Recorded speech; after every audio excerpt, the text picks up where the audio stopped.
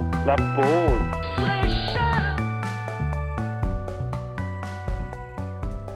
Bonjour à tous, bienvenue pour ce podcast, ou plutôt cette chronique Pause fraîcheur. Je suis Emmanuelle Vanderdouce, étudiante en théologie, 27 ans et toutes mes dents. En ce moment, j'entends plein de bons conseils pour prendre soin de soi et de son corps.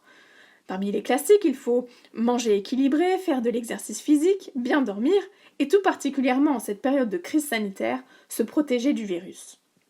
Pour certains, c'est naturel de faire ça, à cause du plaisir qui en découle. Pour d'autres, c'est plutôt une corvée. Ça prend du temps, de l'argent, c'est des travaux de maintenance pour éviter la dégénérescence en fait. C'est plutôt mon cas. Mais je suis bien contrainte avec la venue récente d'un psoriasis. Pour ceux qui connaissent, vous m'avez comprise. Aujourd'hui, je voudrais vous encourager à prendre soin de votre corps en rappelant quelques raisons de le faire. Tout d'abord, ça permet de rester en bonne santé. Quand je fais attention à mon corps, je préviens les maladies, j'améliore ma qualité de vie et ma longévité aussi. Ensuite, c'est pour se sentir bien dans sa tête. Un esprit sain dans un corps sain. Être bien dans sa peau, ça a un impact psychique et émotionnel certain.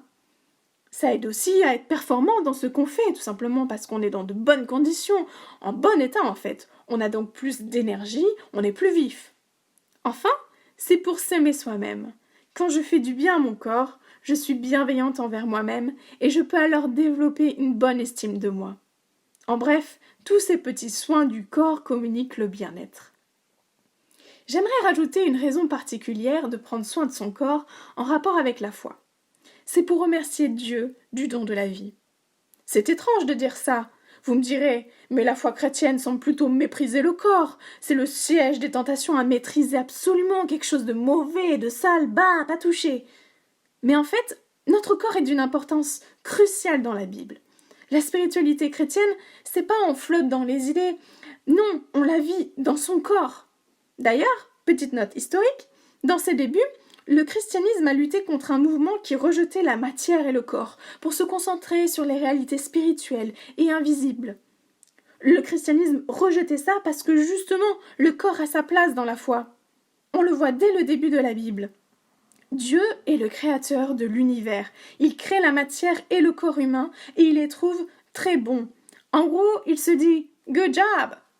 C'est pas le genre de constat qu'on se fait quand on se regarde dans le miroir, hein. Peut-être qu'on devrait plus souvent opter pour le point de vue de Dieu, un regard bienveillant qui voit la beauté dans ce que nous sommes. À méditer. Un autre élément parlant, c'est le fait que Dieu devienne un être humain. Quand on pense à Jésus, on pense à ses discours pleins de sagesse et à sa vie exemplaire.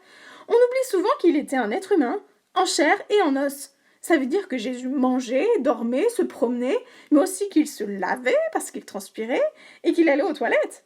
Et oui, il a vécu l'expérience humaine dans sa totalité. Dieu a tant d'intérêt pour l'être humain qu'il a décidé de le rejoindre dans son monde corporel, même jusqu'à connaître les détails les moins fun de notre existence. Quand la Bible parle du corps, elle montre un principe d'équilibre et de modération, pas par mépris pour le corps, mais justement parce qu'il est tellement essentiel à une vie et une foi épanouie. En fait, le corps dans la Bible, c'est quelque chose de sacré, de sérieux, il a de la valeur et une dignité, et c'est pour ça qu'il faut le respecter. En bref, on ne fait pas n'importe quoi avec son corps.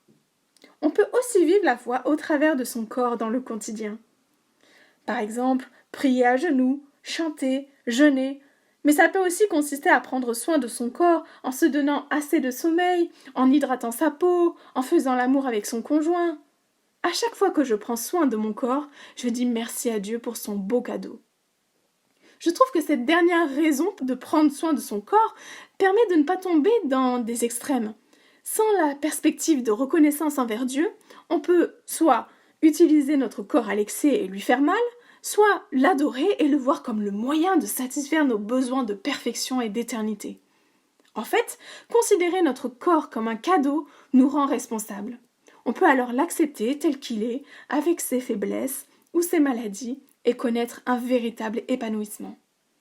Alors, la prochaine fois que vous vous laverez les dents, ou que vous préparez un bon repas, ou que vous irez faire un jogging, vous pourrez penser à toutes ces bonnes raisons de le faire et vous dire « Good job !»